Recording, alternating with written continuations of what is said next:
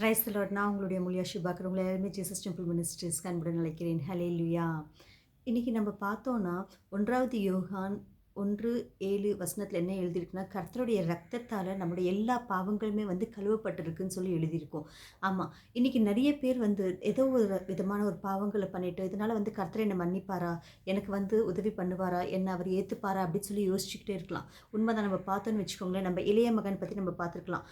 John chapter 15 நம்ம பார்த்தோன்னு வச்சுக்கோங்களேன். அந்த இடத்துல அவருடைய இளைய மகன் என்ன செய்வார்னா, தகப்பன்கிட்ட இருந்து எல்லாத்தையுமே அந்த பணத்தெல்லாம் எடுத்துக்கிட்டு போயிட்டு எல்லாத்தையுமே வீணடிச்சுட்டு வருவார். பாருங்கள், வீணடிச்சுட்டு அவருக்கு சாப்பிட்றதுக்கு கூட இல்லாமல் பெரிய பஞ்சம் வந்தப்போ, அந்த பஞ்சத்திலிருந்து அவர் என்ன செய்வார்னா, அவங்க அப்பாவை நினச்சி பார்த்துட்டு, அம்மா என்னை போல் நிறைய பேர் எங்கள் தகப்பன்கிட்ட இருக்காங்களே, அவர் எல்லாருக்குமே சாப்பாடு கொடுக்குறாரு இல்லையா, எனக்கு கூட சாப்பாடு கொடுப்பாரு அப்படின்னு சொல்லிட்டு அவர் மனம் திருந்தி அவர் கர்த்தர்கிட்ட திரும்பி அவர் வர்றப்போ, அவங்க தகப்பன்கிட்ட திரும்பி வர்றப்போ பாருங்கள், அவங்க அப்பா எப்படி அவரை ஏற்றுப்பார். அவரை பார்த்தவொடனே ரொம்ப சந்தோஷமாக போய் அவர் கழுத்து மேலே விழுந்து முத்தத்தை கொடுத்து அவரை கட்டி பிடிச்சு, உடனே அவருக்கு வேலை செய்கிறவங்க ஆளுங்களெல்லாம் கூப்பிட்டுட்டு, உடனே என் பிள்ளைக்கு ஒரு நல்ல துணியை கொண்டு வாங்க, அவர் கைக்கு மோதிரத்தை கொடுங்க, அவர் செருப்பு கொண்டு வந்து போடுங்க, ஒரு நல்ல ஒரு நல்ல ஆட்குட்டியை கொண்டு வந்து அதை வெட்டி எல்லாருக்குமே விருந்து கொடுங்கன்னு சொல்லுவார். இன்றைக்கி அதே மாதிரி தான் சொல்கிறார் கர்த்தர் கூட. ஆமாம், நம்மளை சப்போர்ட் பண்ணுவார். அதாவது நம்ம தப்பு பண்ணுறப்ப கர்த்தர் நம்மளை சப்போர்ட் பண்ணுவாருன்னு நான் சொல்லலை. நீங்கள் தப்பு பண்ணி மனம் திருந்துனீங்கன்னா கண்டிப்பாக கர்த்தர் நமக்கு சப்போர்ட் பண்ணி நம்மளுடைய எல்லா ஒரு பாவத்திலிருந்துமே சரி நம்மளுக்கு விடுதலை கொடுத்துட்டு அவருடைய ரத்தத்தால் நம்மளை கழுவி பரிசுத்தப்படுத்துவாருங்க.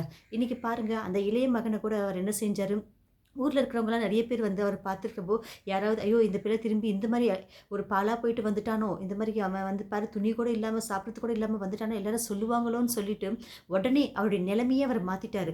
யாருமே அவர் தகப்பன் அந்த பிள்ளையை பற்றி தப்பாக பேசக்கூடாதுன்னு சொல்லிட்டு இமீடியட்டாக அவர் என்ன பண்ணுறாருன்னா, அவருடைய எல்லா கெட்டப் எல்லாத்தையுமே மாற்றி போட்டுடுறாரு. இன்றைக்கி கர்த்தராக தான் சொல்கிறாரு, நீங்கள் ஒருவேளை தப்பு பண்ணியிருக்கலாம்.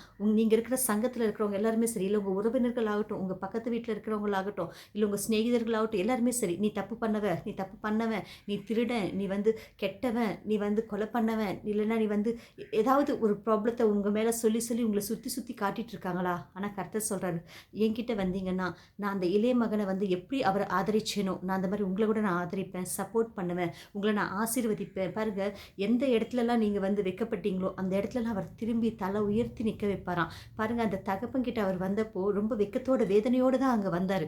ஆனால் தகப்பன் விட்டுட்டாரா? இல்லை. அந்த இடத்துல பாருங்கள், எல்லாருக்குமே சந்தோஷத்தை கொடுத்தாரு. ஆமாம், இவன் இறந்து போய் திரும்பி இன்னைக்கு உயிரோடு என்கிட்ட வந்திருக்கான், எனக்கு இது போதும் அப்படின்னு சொல்லிட்டு அவர் என்ன செஞ்சார், அவருடைய ஃபுல் கெட்டப்பையே மாற்றிட்டார். இன்றைக்கி நீங்கள் கூட கர்த்தர்கிட்ட வந்தீங்கன்னா உங்களை கூட கர்த்தர் ஆசீர்வதிச்சு உங்களை பழைய வாழ்க்கை எல்லாருமே எந்த இடத்துல நீங்கள் வைக்கப்பட்டீங்கன்னு சொல்லி நினச்சிட்டு இருக்கீங்களோ அந்த இடத்துல எல்லாருமே உங்களை ஆசீர்வாதமாக வச்சுட்டு, அவர் பாருங்கள், எந்த சங்கத்தில் நீங்கள் இன்றைக்கி வைக்கப்பட்டு இருக்கீங்களோ அந்த சங்கத்தில் உங்களை அவர் உயர்த்தக்கூடியவராக இருக்கார். இன்றைக்கி நீங்கள் நம்புங்க, கர்த்தர் உங்களை ஆசீர்வதிச்சு உங்களை ரொம்ப ரொம்ப உயர்வான இடத்துல உட்கார வைப்பார். ஹல்லேலூயா. ஸ்தோத்திரம் தேவனே இயேசப்பா, ஸ்தோத்திரம் ஐயா. ஐயா இதோ இயேசப்பா, என் கூட சேர்ந்து ஜெபிக்கிற எல்லா பிள்ளைகளுமே நீங்கள் ஆசீர்வதிங்க, அவருக்கு நல்ல வாழ்க்கையை கொடுங்க, உங்கள் கிருபையால் நிரப்புங்க தேவனே. இயேசு கிறிஸ்துவினால் நீங்கள் ஆசீர்வதிப்பதற்காக நன்றி ஐயா. Thank you Jesus. ஆமென்.